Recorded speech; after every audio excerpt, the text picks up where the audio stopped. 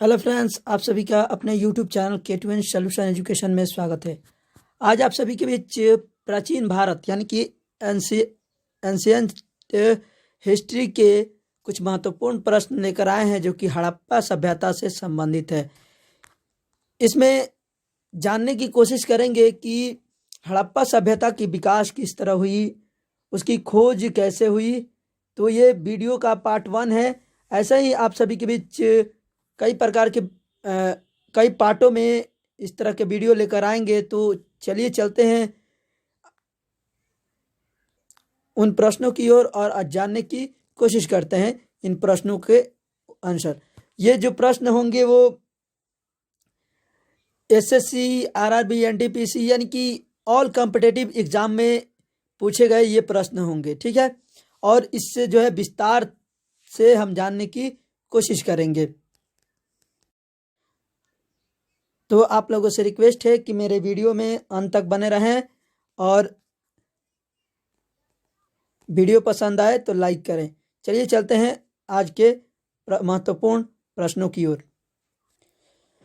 सबसे पहले हम इसके विस्तार पूर्वक घटनाओं के बारे में जान लेते हैं कि किस काल में कौन से घटनाएं और इसकी विस्तार कैसे हुई, ठीक है।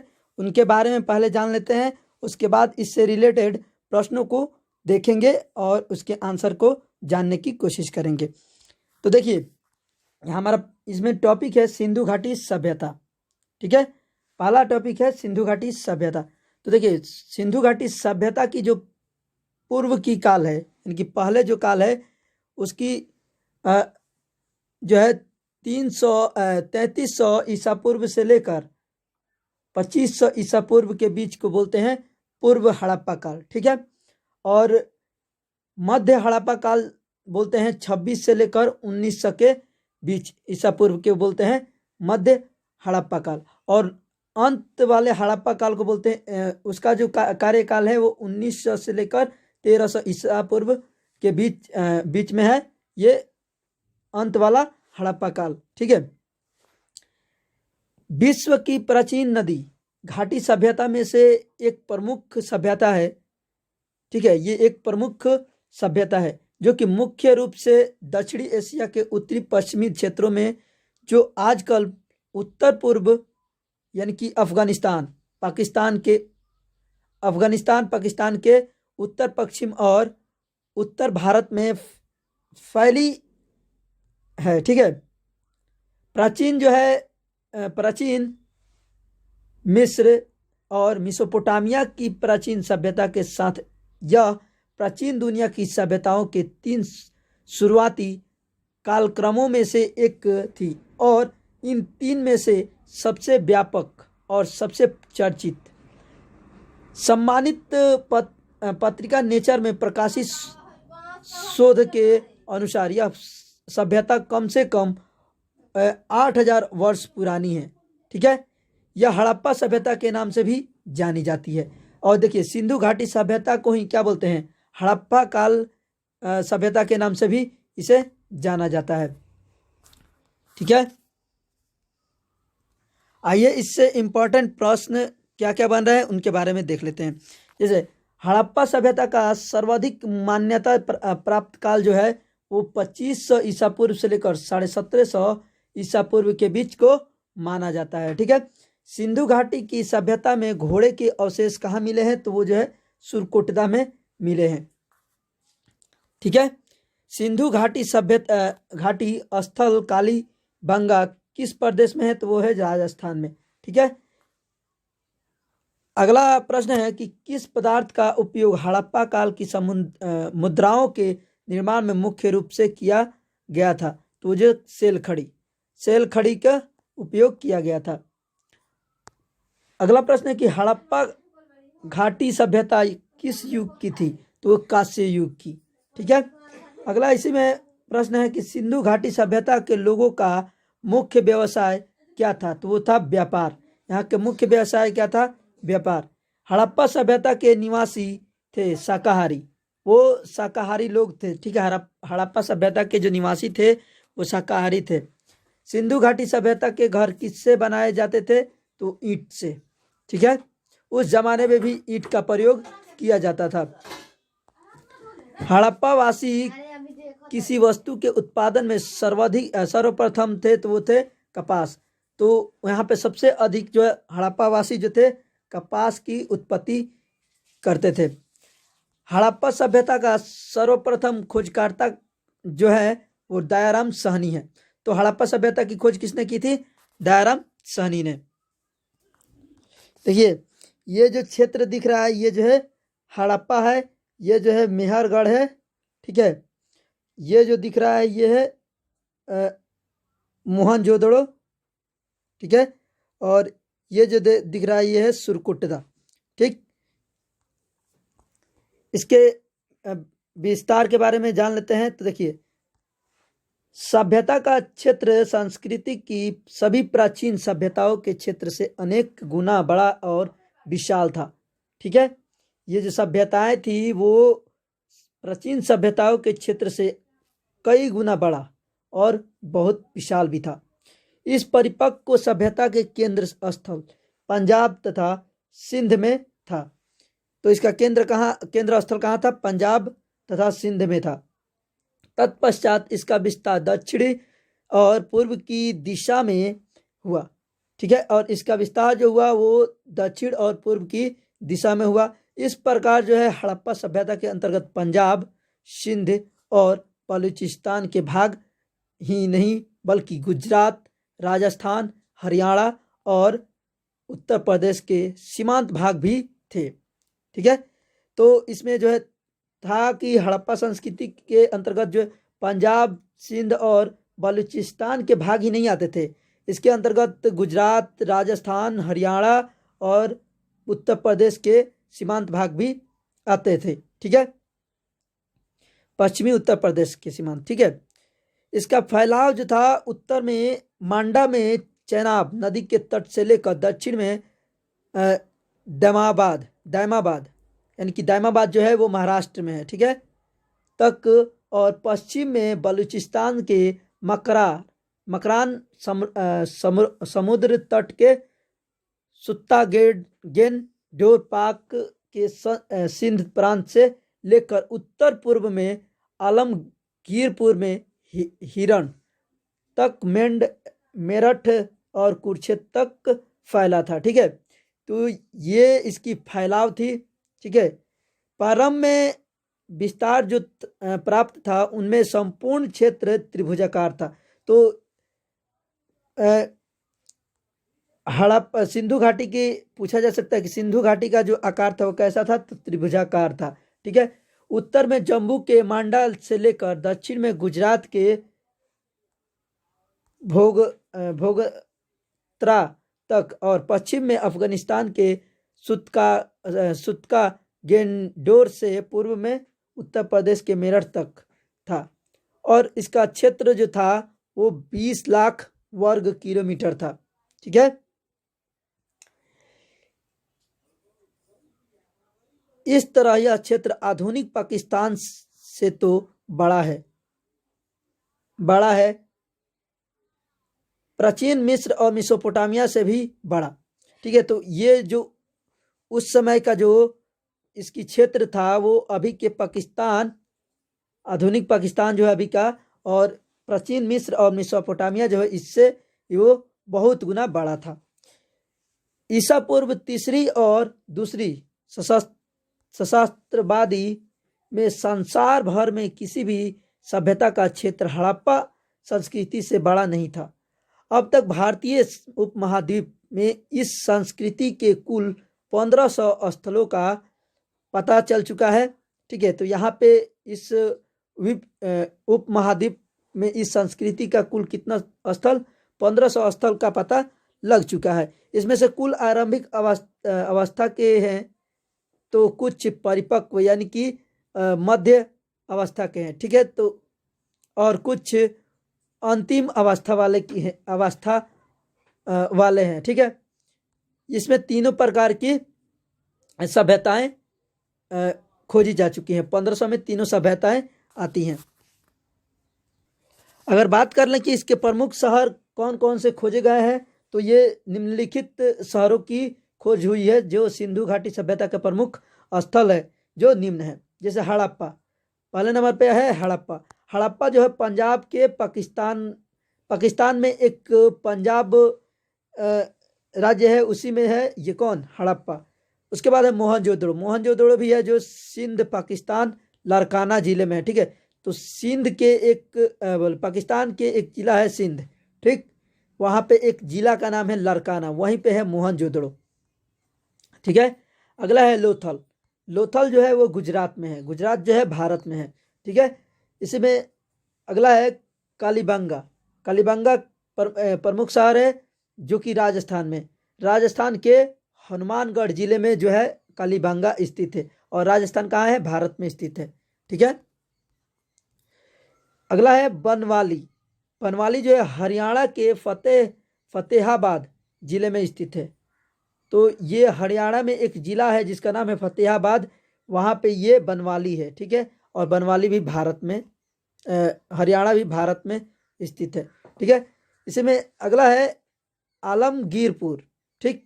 तो आलमगीरपुर शहर का खोज किया गया जो कि उत्तर प्रदेश की एक राज्य मेरठ जिले में इसकी खोज की गई है, ठीक है। तो ये जो स्थित है वो मेरठ जिले में है जो कि उत्तर प्रदेश राज्य की एक जिला का नाम है मेरठ, ठीक है। और उत्तर प्रदेश भी भारत के अंतर्गत ही आता है, भारत में ही आता है। अगला है सुत कांगेडोर, ठीक है। तो ये जो है पाकिस्तान के बलूचिस्तान प्रांत में है, ठीक है। तो पाकिस्तान में एक बलूचिस्तान एरिया है, वहाँ पे ये जो है सुत कांगेडोर की खोज की गई है। अगला है कोट दीजी। कोट दीजी जो है सिंध में खोजा गया है, सिंध जो है पाकिस्तान में स्थित है।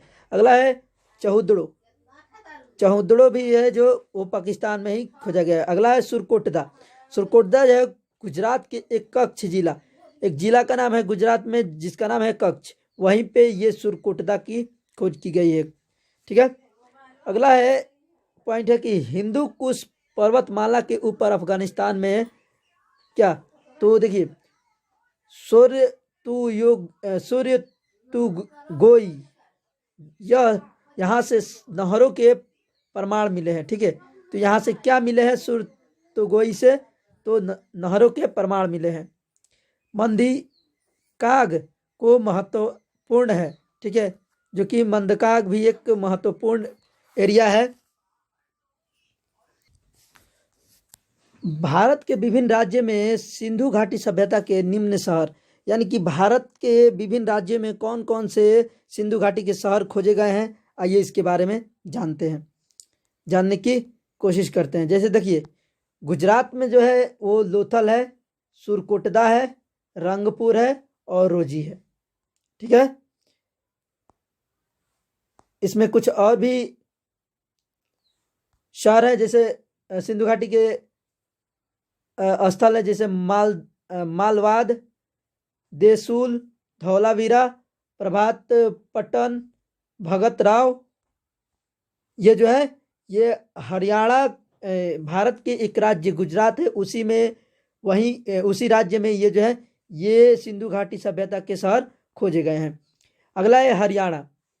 हरियाणा में कौन कौन से शहर खोजे गए हैं, तो राखीगढ़ी, भिड़ाना, बनावली, कुणाल, मिताथल, ठीक है। इसमें अगला है पंजाब। पंजाब में कौन कौन से शहर खोजे गए हैं, तो रोपड़ जो कि पंजाब में है, बाड़ा ये भी पंजाब में है, संघोल जिला जो है फतेहगढ़, ठीक है। पंजाब का एक जिला है फतेहगढ़, वहीं पे है संघोल, ठीक है। अगला राज्य है महाराष्ट्र। महाराष्ट्र में खोजा गया है दयामाबाद, बनावली, कुड़ाल, मित्थल। और देखिए फिर से है महाराष्ट्र। महाराष्ट्र में खोजा गया है महाराष्ट्राबाद, ठीक है। अगला है राजस्थान। राजस्थान में खोजा गया है कालीबंगा और जम्मू कश्मीर में खोजा गया है मंडा। ये सिंधु घाटी सभ्यता के कृषि काल क्या थे, यहाँ पे कृषि एवं पशुपालन कैसे होते थे, आइए इसके बारे में जानने की कोशिश करते हैं, ठीक है। आज के मुकाबले सिंधु प्रदेश पूर्व में बहुत उपजाऊ था, ठीक है। तो वहाँ पे उपज की जो मात्रा थी बहुत अधिक थी। ईसा पूर्व 4वीं सदी में सिकंदर के एक इतिहासकार ने कहा था कि सिंध इस देश के उपजाऊ क्षेत्र में गिना जाता था, ठीक है। पूर्व काल में प्राकृतिक वनस्पति बहुत थी, जिसके कारण यहाँ अच्छी वर्षा होती थी। यहाँ के वनों से ईंटें पकाने और इमारत बनाने के लिए लकड़ी बड़े पैमाने पर इस्तेमाल में लाई गई, जिसके कारण धीरे धीरे वन का विस्तार सिमटता गया। तो यहाँ पे जो है बहुत ही बड़े मात्रा में बड़े पैमाने पर लकड़ियों का जो है इस्तेमाल किया जाता था ईंट पकाने के लिए। सिंधु की उर्वरता का एक कारण सिंधु नदी से प्रतिवर्ष आने वाली बाढ़ भी थी, ठीक है। तो यहाँ के उर्वरता का मुख्य कारण था, मुख्य राज था, जो कि सिंधु घाटी से प्रतिवर्ष जो था वो यहाँ पे बाढ़ आता था, ठीक है। तो इसी के कारण यहाँ की उर्वरता जो थी वो बनी रहती थी। गांव की रक्षा के लिए खड़ी पक्की ईंट की दीवार इंगित करती है। बाढ़ हर साल आती थी। यहाँ के लोग बाढ़ के उत्तर जाने के बाद नवंबर के महीने में बाढ़ वाले मैदान में बीज बो देते थे, ठीक है। तो ये कब बोते थे? तो नवंबर के महीने में जब बाढ़ उतरता, यानी कि वापस मतलब कि उसमें से पानी की मात्रा कम हो जाती थी, हट जाती थी, तब यहाँ पे फसलों की उपजाई फसलों की जो है वो मैदान में बीज बोते थे, ठीक है। बीजों को लगाते थे नवंबर के महीनों में, और अगली बाढ़ के आने से पहले अप्रैल के महीने में गेहूं और जौ की फसल काट लेते थे। यहाँ कोई फावड़ा या फाल तो नहीं मिला है, लेकिन कालीबांगा की पाक हड़प्पा सभ्यता के जो कुट यानी कि हल रेखा मिले हैं, उनसे आभास होता है कि राजस्थान में इस काल में हल जोते जाते थे। तो यहाँ पे जो खेती की जाती थी वो हल से की जाती थी, ठीक है। सिंधु घाटी सभ्यता के लोग जो है गेहूं, जौ, राई, मटर, ज्वार आदि अनाज पैदा करते थे, ठीक है। वे दो किस्म की गेहूं पैदा करते थे। एक बनवाली में मिला जौ उन्नत किस्म का है, और उसके अलावा वे तिल और सरसों भी उपजाते थे। तो देखिए, उस समय में जो फसलें उगाई जाती थी वो इस समय भी यानी कि उस समय का जो सभ्यता थी इस सब समय की सभ्यता से बिल्कुल मिलती जुलती थी, ठीक है। सबसे पहले कपास भी यहीं पैदा की गई, ठीक है। तो सबसे पहले कपास की जो पैदावार हुई वो सिंधु घाटी सभ्यता में ही की गई। इसी के नाम पर यूनान के लोग इस सिंडन कहने लगे। तो इसे यूनान के लोग इसे क्या कहने लगे? सिंडन कहने लगे। हड़प्पा एक कृषि प्रधान संस्कृति थी, ठीक है, पर यहाँ के लोग पशुपालन भी करते थे। यहाँ के लोगों ने बैल, गाय, भैंस, बकरी, भेड़ और सूअर पाला जाता था, ठीक है। यहाँ के लोग पशुओं के रूप में इनको पालते थे, ठीक है। हड़प्पाई लोगों को हाथी तथा गेंडे का ज्ञान था, ठीक है। तो उस समय भी क्या था? उन लोगों को हाथी और गेंडे का ज्ञान था। पशुपालन की बात करें तो हड़प्पा सभ्यता के लोगों का दूसरा व्यवसाय जो था वो पशुपालन ही था, ठीक है। पहला था कृषि और दूसरा था पशुपालन, ठीक। यह लोग दूध, मांस, उसके कृषि के कार्य और भार ढोने के लिए उनका उपयोग किया करते थे, ठीक है। तो ये जो है पशुओं का जो है यह लोग उसका उपयोग किस तरह करते थे? दूध के रूप में, मांस के रूप में, उनके कृषि कार्य और भार ढोने के लिए भी इसका उपयोग करते थे। यह लोग जो है गाय, भैंस, भेड़, बकरी, बैल, कुत्ता, बिल्ली, मोर, हाथी, सूअर, बकरी व मुर्गियां पाला करते थे। इन लोगों को घोड़े और लोहे की जानकारी नहीं थी। तो देखिए, सिंधु घाटी सभ्यता के जो लोग थे, यानी कि हड़प्पा सभ्यता के जो लोग थे, उन्हें घोड़े और लोहे की जानकारी नहीं थी। हड़प्पा के लोग तांबा खेतड़ी यानी कि राजस्थान तथा बलूचिस्तान से प्राप्त करते थे व सोने कर्नाटक तथा अफगानिस्तान से प्राप्त करते थे। तो देखिए, उस समय जो था उन्हें तांबा खेतड़ी और राजस्थान खेतड़ी यानी कि एक राजस्थान में है खेतड़ी, ठीक है, तथा बलूचिस्तान से प्राप्त करते थे तांबा, लौग और तांबा, ठीक, लोहा और तांबा जो है यहाँ से प्राप्त करते थे, और सोना जो है वो कर्नाटक और अफगानिस्तान से प्राप्त करते थे। इनके उद्योग धंधे की बात कर लें तो यहाँ पे जो है, यहाँ के नगरों में अनेक व्यवसाय धंधे प्रचलित थे। जैसे मिट्टी के बर्तन बनाने में ये लोग बहुत कुशल थे, ठीक है। यहाँ पे बहुत प्रसिद्ध मतलब बहुत ही अधिक मात्रा में मिट्टी के बर्तन बनाए जाते थे। मिट्टी के बर्तनों पर काले रंग से भिन्न भिन्न प्रकार के चित्र बनाए जाते थे। वो एक तरह के आर्टिफिशियल भी थे, इवन यानी कि कलाकार भी थे, जो कि अच्छे अच्छे उस मिट्टी के बर्तन पे काले विभिन्न प्रकार के रंगों से उन पे विभिन्न प्रकार के चित्र बनाया करते थे। कपड़ा बनाने का व्यवसाय उन्नत अवस्था में था, ठीक है, और वे लोग जो है कपड़ा बनाने के भी जानकारी रखते थे, कपड़ा भी बनाते थे। उनका विदेशों में भी निर्यात होता था, ठीक। जौहर का काम भी उन्नत व्यवस्था में था।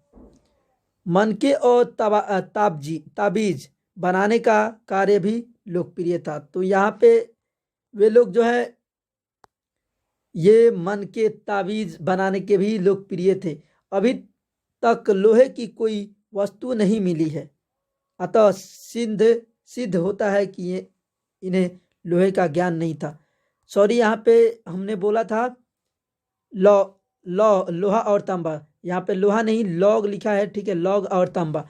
उस समय के सिंधु घाटी सभ्यता के लोगों को उस समय जो था वो लोहे की ज्ञान शायद नहीं था, जिसके कारण अभी तक जो है लोहे की खोज यानी कि नहीं हुई थी, लोहे की कोई भी वस्तु नहीं मिली थी, जिससे कि यह सिद्ध होता है कि यहाँ पे लोहे की ज्ञान की प्राप्ति नहीं थी।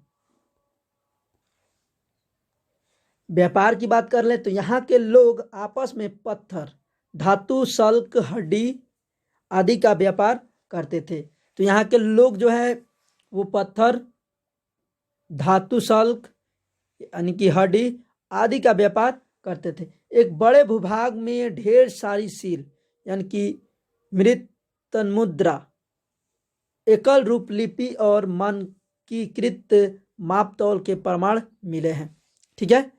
वे चक्के से परिचित थे।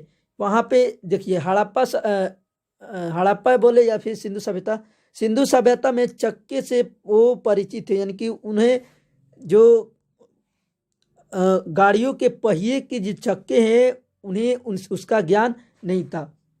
और सभ्यता संभवतः आजकल के इक्के यानी कि रथ जैसा कोई वाहन प्रयोग करते थे। ये अफगानिस्तान और ईरान यानी कि फारस से व्यापार करते थे। उन्होंने उत्तरी अफगानिस्तान में एक वाणिज्यिक उपनिवेश स्थापित किया जिससे उन्हें व्यापार में सहूलियत होती थी। बहुत सी हड़प्पाई सील मेसोपोटामिया में मिली है, जिनसे लगता है कि मेसोपोटामिया में से भी उनका व्यापार संबंधित था, ठीक है। तो यहाँ पे भी कई प्रकार की चीज़ें मिली हैं, जिससे यह पता चलता है कि ये जो व्यापार संबंधित मेसोपोटामिया से भी रखते थे। मेसोपोटामिया के अभिलेखों में मेलुहा के साथ व्यापार के प्रमाण मिले हैं। साथ ही दो मध्यवर्ती व्यापार केंद्रों का भी उल्लेख मिलता है। दिलमुन और मक्कन। दिलमुन की पहचान शायद फारस की खाड़ी के बाहरी के की जा सकती है। ठीक है, तो ये जो थी इनकी व्यापार थी, जो कि किस किस से व्यापार करते थे और क्या क्या चीज़ें बेचा और खरीदा करते थे। देखिए ये जो मूर्ति दिख रही है ये मोहनजोदड़ो में पाई गई एक मूर्ति है, जो कराची के राष्ट्रीय संग्रहालय से लिया गया है। ठीक है, और ये जो मूर्ति दिख रही है वो जो है नर्तकी मोहनजोदड़ो से मिली है। ठीक है, जो कि नर्तकी की मूर्ति है। ठीक है, और ये जो छोटे छोटे दिख रहे हैं ये भी सिंधु संस्कृति सभ्यता के 10 वर्ण जो धौलावीरा के उत्तरी गेट के निकट इतना ईसापुर में खोजा गया है। ठीक है,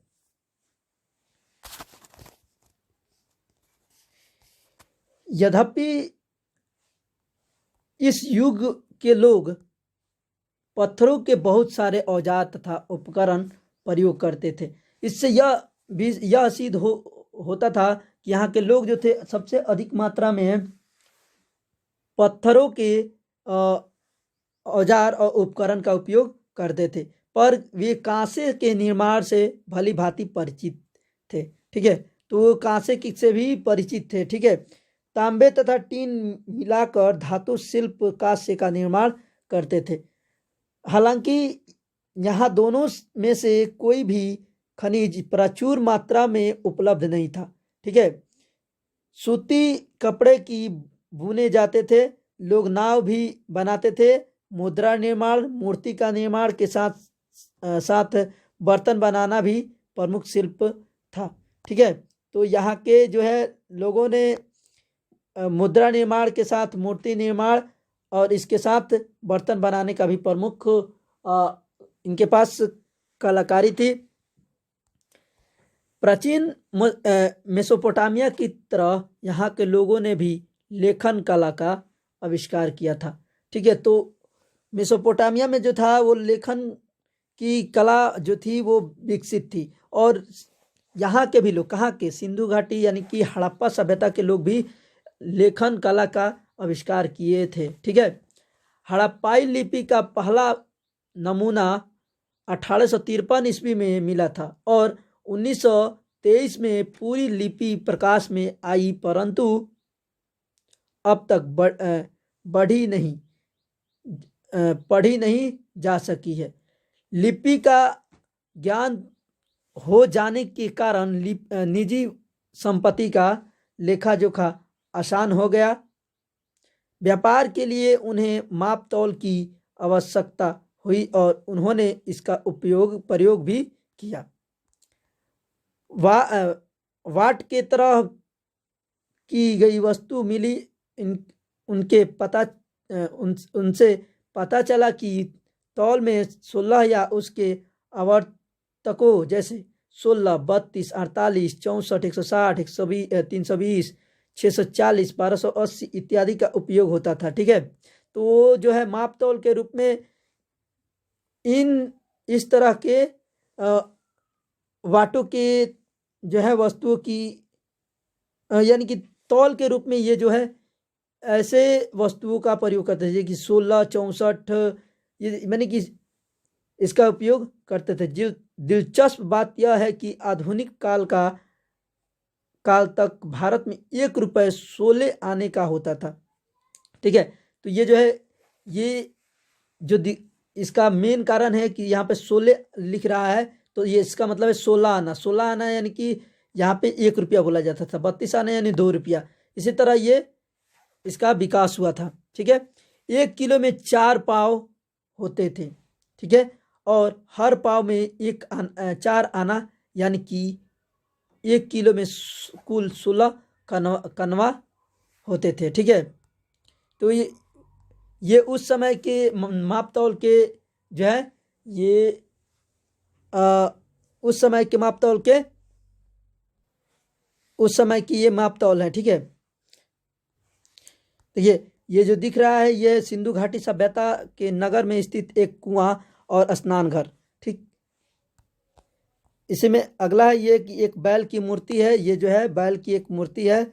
इसी में ये जो है लोथल स्थित प्राचीन नगर में स्थित एक नाली है। उस समय भी नालियों का उपयोग किया जाता था। ठीक है, यह जो दिख रहा है यह लाल मिट्टी से बने एक पात्र के अवशेष हैं। ठीक है,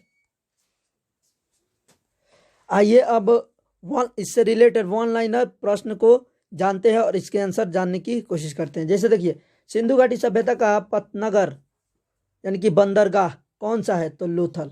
ठीक है, उसके बाद है पैमानों की खोज ने यह सिद्ध कर दिया है कि सिंध घाटी के लोग माप और तौल से परिचित थे। यह खोज कहाँ हुई थी? तो लोथल में ही की गई थी।